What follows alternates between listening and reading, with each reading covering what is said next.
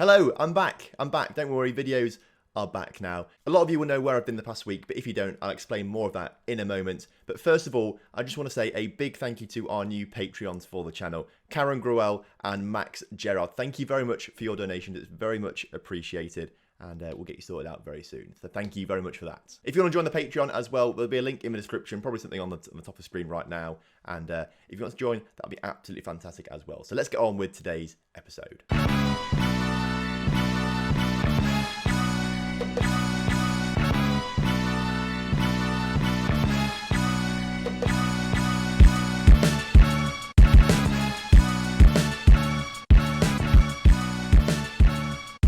Hello and welcome back to The Real Deal. Today, we have got two games for you, Malaga and Atletico Madrid in La Liga. Now, I'm sorry for the lack of videos for the past week. A lot of you will have known where I've been, but if you didn't know where I've been, essentially my friend puts on a festival, music festival every single year.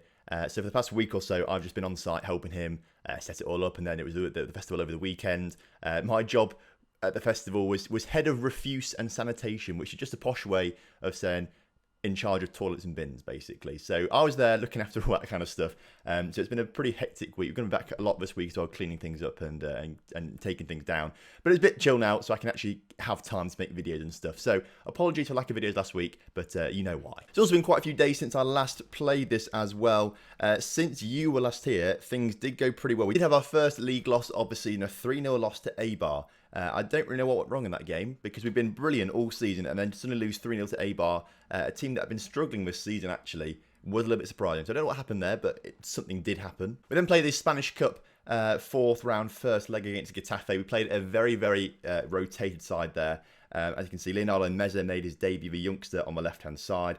Diaz played. Garcia was in goal with 16-year-old goalkeeper. And a 1-1 draw that was slightly disappointing, although we did play a lot of players who weren't really strong, up to standard players, and it was a bit of a different lineup, so I can sort of understand it, but hopefully we should do the business in the second leg. We then came up against Valencia, Badeka and Adzic getting goals in the 11th and 12th minutes to make sure we pick up a 2-0 win against them, and then another 2-0 win against Real Zaragoza, this time Dominic Solanke and Nemanja Masovic scoring the goals in that game. So a pretty decent run of games. It puts us third in La Liga right now as things stand, which is pretty good.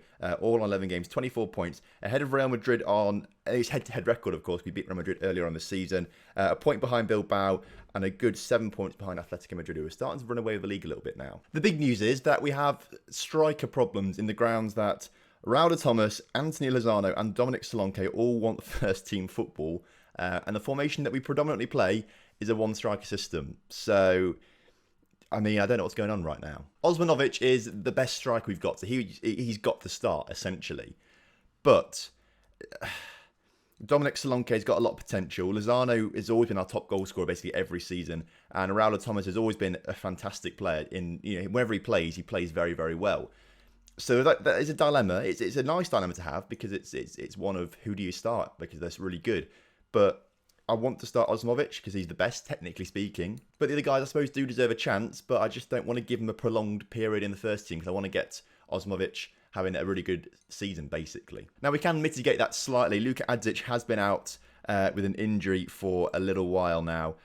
He had a sprained ankle ligament, so he's been out for a little while, actually. Should be back in the next week or so. But that leaves a gap on the left wing, which Raul Thomas can fill. So Raul Thomas has been playing on the left wing a little bit to give him some game time and things like that. Solanke has been playing in a few games as well recently. And he does do well when he plays. He got a 6 rating against Valencia, but that's because he missed a penalty. And it absolutely ruins your rating if a player misses that. So we've had 3 or 4 penalties this season now. We've missed them all, which is... It must be a bug in the game, surely. Must be a bug. If you remember back to the PSG save we did in the beta, we had like 30 penalties over the season. It was ridiculous.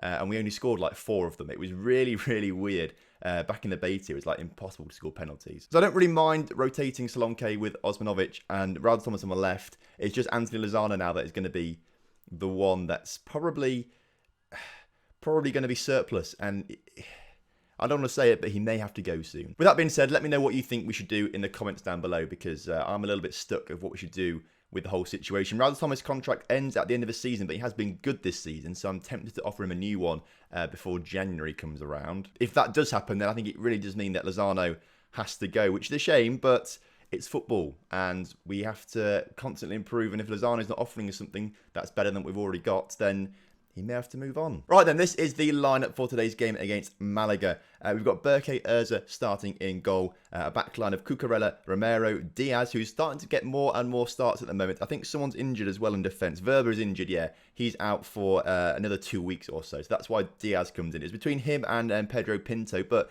we may as well give the youngster a few starts out there, get him to improve. So Diaz comes in, and of course David Cameron, our captain, on the right-hand side. Ruiz comes in as our CDM with Maximovic and Badeka in that midfield double, and then Thomas comes on the left, Orsolini on the right, and Dominic Solanke is going to start up front for this game today. Right then, kickoff is upon us in today's game. We're in the white, as we are away from home. Malaga playing a nice blue kit as well. Hopefully we can continue the form that we've had so far this season. Malaga doing relatively okay. They're sitting 7th actually. It's actually doing pretty well for themselves up in 7th place. They're going to be a decent side to take on today, but hopefully we can overcome them now as Raul Thomas plays it into Badeka, who plays it out to Orsolini, who gets in the area, puts it in, cleared, but only as far as Cucurella, and his, maybe a cross or maybe a shot, don't know what it was, is deflected and is leading to a Malaga counter-attack now as Rolon gets into the area, plays it across to his man on the other side of the area, and they've managed to score on the counter-attack there.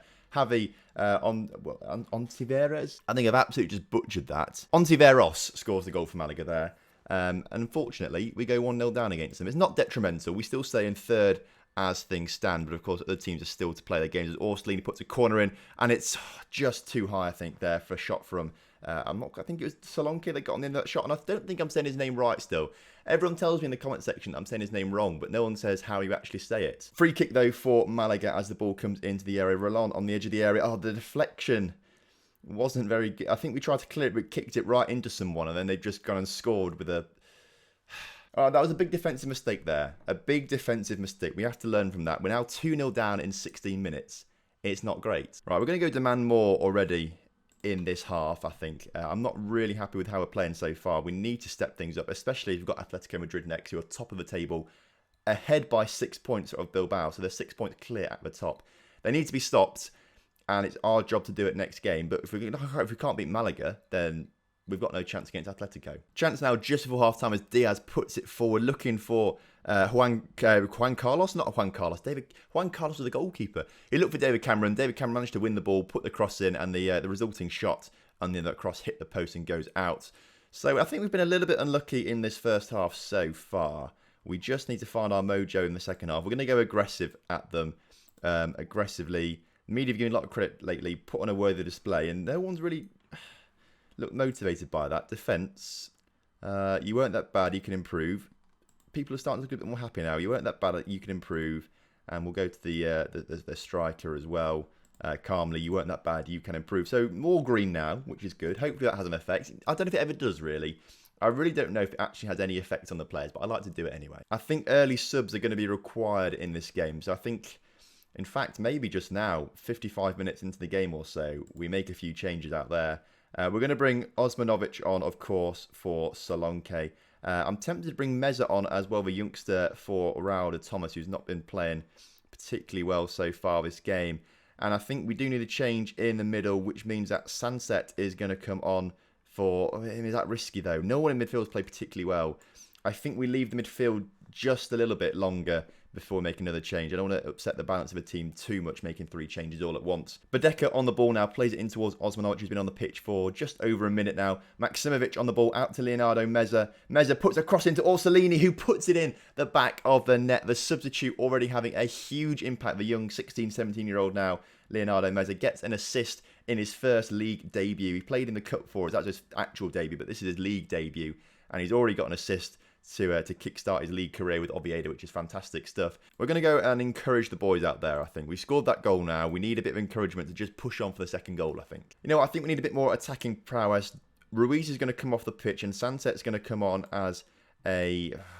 He can't really do attacking midfielder. Can Badeka do it? No. Can Maximovic do it? Kind of. So we'll bring Maximovic on as that attacking midfielder. And where's he gone? Sunset, that's why I wanted to come on the pitch. Sunset's going to come on the pitch as that box-to-box midfielder. Although I think he prefers to be a deep line playmaker on support as well. So we'll do that, but Badeka can move to that box-to-box midfielder. That's the final change that we've got to make substitute-wise. Hopefully, it's going to be enough. Oh, you hate to see it. You hate to see it. Meza's now picked up an injury, which is forcing him off the pitch, which means we have to play now with only 10 men, which is never easy at all. So move Maximovic out to the left, just to make things a little bit more symmetrical. We've got our backs up against the wall now, so I think getting anything out of this game now is going to be really tough. Corner now for Malaga. Kiko puts it in. It falls to Falk. And that is game over now, I think. Malaga 3, Oviedo 1. There's no coming back from this now, especially with only 10 men on the pitch. Although Malaga are a decent side, I think we can... I think I'm a little bit upset with the way we've lost this game, actually. Really, we've not played to our potential today. We've not been good. We've not been the same side that have been winning games for fun at the start of this season so far. We still sit third as things stand, but I imagine we'll drop below Real Madrid and Real San Sebastian after they play their game. So we'll be fifth in the table after this game week. Which isn't that bad, really, when you think about it, considering where we're meant to be. We shouldn't really be in this top four with the team that we've got and things like that. But the longer we stay up there, the better that we have of getting European football. And we're still in European football spaces after this game, which is going to be good for us. The cross comes in very late on there, but no one was on the end of it, unfortunately. And I think that is how the game is going to end, unless we lose the ball from an attacking throw-in. Diaz does collect the ball that was just pumped up the pitch by Malaga. I think they're just looking to defend and not concede goals now rather than score anything more. Although that was a poor pass. Kiko into Falk. Falk looking for his hat-trick. Hits the crossbar. And we've been let off there. I've got to say, we've been let off. And there we go. Malaga 3, Oviedo 1. Not the result we were looking for. Apparently, tell the boys that efforts were excellent. I'm going to go aggressive, actually, and go, I'm far from pleased from what I've just seen. A lot of motivation and players looking fired up, which is good to see. Hopefully, they'll channel that for the Athletico Madrid game and we can try and get something out of that. Leonardo Meza's injury, twisted ankle, out for 4 to 5 weeks with the physio. That's bad for him, but it's not too detrimental. He's played well recently when he has played. He's played a lot for the under-19s as well. 2-star current ability now, 5-star potential still. So I'm looking forward to that. What I don't understand is he's a left-sided midfielder. He wants to be a winger, not an inside forward, but his preferred foot is his right foot. Which, I mean... Sure, that makes him better as an inside forward or not. Maybe we get him training in that. I mean, we can't do it now because he's injured, but maybe we try and train him up to be more of an inside forward. Oh, you love to see that. You love to see that. English FA offered me the job of England manager. How are England doing, actually? How are they doing? 9th in the world rankings so far, which is pretty good. Apparently, Dele Alli and Eric Dyer are the top players in England right now, in front of Harry Kane. And Harry Winks is there as well, jeez.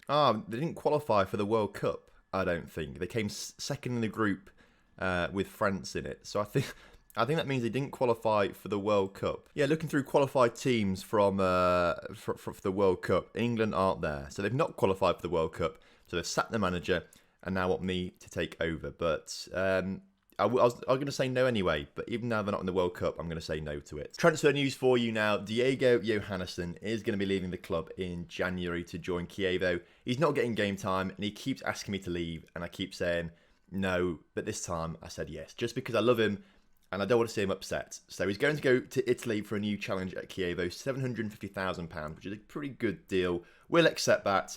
Johannesson, you're always going to be a hero to me. It does mean that we are going to be on the hunt for another right back over January. So David Cameron, his days could be numbered as well now. Right, well, the time has come for the Atletico Madrid game now. And we need to change things up. We're not going to play this. We're going to go to the 5 at the back system. So, is he fit again? Verba's not fit again, which means Pedro Pinto is going to have to come in defence there. Junior Ruiz comes onto the side of the pitch, onto the bench. Cucurella and David Cameron can stay where they are. So we've got a decent back 5. We need to change things in midfield, though. Nicolas Dorsch has just come back from an injury. He can come in as that ball-winning midfielder. Or do we put Ruiz there? Ruiz actually is pretty decent we put Ruiz in. Badeka can stay on the pitch. I like him. Roland Salai can come on for Salonke, although Salonke is going to go up front alongside...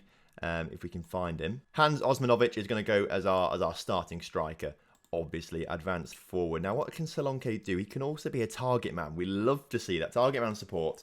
Salai, although do we need to be a target man if we're not getting crosses in? I think perhaps using more of a false 9. Maybe using Salonke as more of a false 9 with Salai there as an attacking playmaker sort of thing. Perhaps they can combine a little bit to try and create things with Osmanovic. That then I think is going to be a decent lineup. This is the formation that we used when we played against Barcelona and Real Madrid and got wins against them. So hopefully today we'll get over that defeat to Malaga and we'll beat Atletico Madrid. All right, kickoff is upon us now. Atletico kickoff. We're back in our usual blue kit as we are at home today. And hopefully we can give the home crowd something to cheer about. As early on, Cucurella has to clear the ball from deep.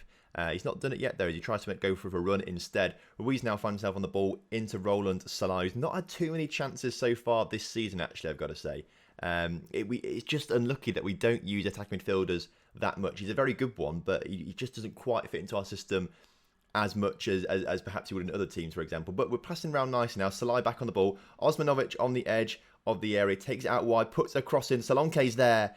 Header down towards Kepa, the goalkeeper. Obviously, just moved to Chelsea in real life on deadline day. In this, he's gone to Atletico Madrid. So leaves Bilbao, whatever, in real life, or Football Manager, apparently. But Atletico Madrid have him now. As Cucurella comes forward, he puts a cross in. Osmanovic is there, inches wide, and the best chances of the game so far in these opening 2 minutes have come to us. Ruiz now on the ball for us, plays a decent ball out to Cucurella. He's got a lot of space on that left-hand side, although he's not really made much use of it as he just invites the pressure on. Plays it back to Roland Salah, into Ruiz, into Osmanovic. Solanke now on the ball, can get it out wide to David Cameron. He's got so much space to pick out a cross, puts it in. Solanke is on the end of it.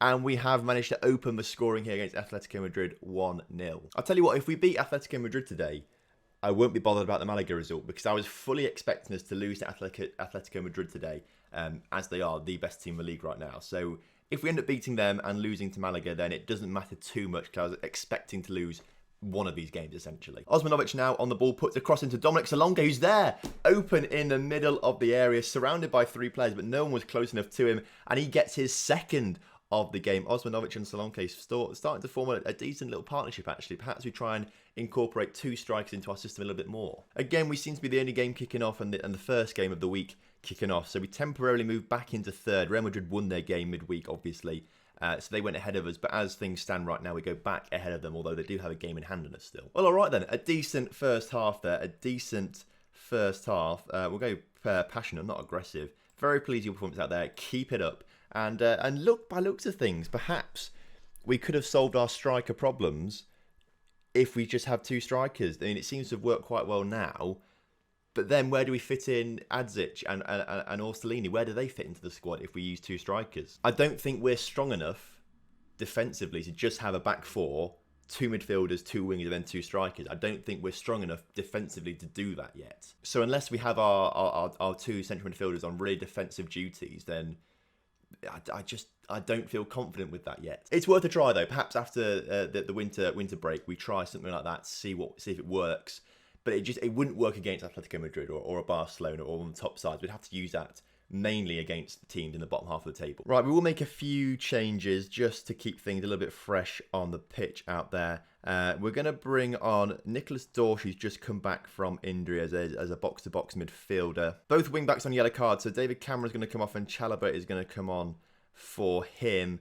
And then I'm tempted actually to bring Anthony Lozano on for a little game. He can replace Osmanovic out there. We'll get him as a complete forward on attack. Maybe he can grab a goal in the last 10 minutes, but he does deserve a little start, I've got to say. Classic, as soon as I make those changes, Gino Ruiz picks up a knock and may have to come off the pitch in a few moments' time. So we could see another injury after we made all 3 subs in today's game. But here come Atletico Madrid now. They've got 10 minutes to try and get something out of this game, and they've gotten 50% of the way there to get something out of this game now. All right, boys, let's hold on for these next few minutes. A win against Atletico would be absolutely huge. It's their first loss of the season, actually, I think, still. If they don't win today, it's their first loss of the season, which is absolutely huge. It also puts out a real statement of intent for Oviedo as well. Really, really says, to out there, we've beaten Atletico, we've beat Real, we've beat Barcelona.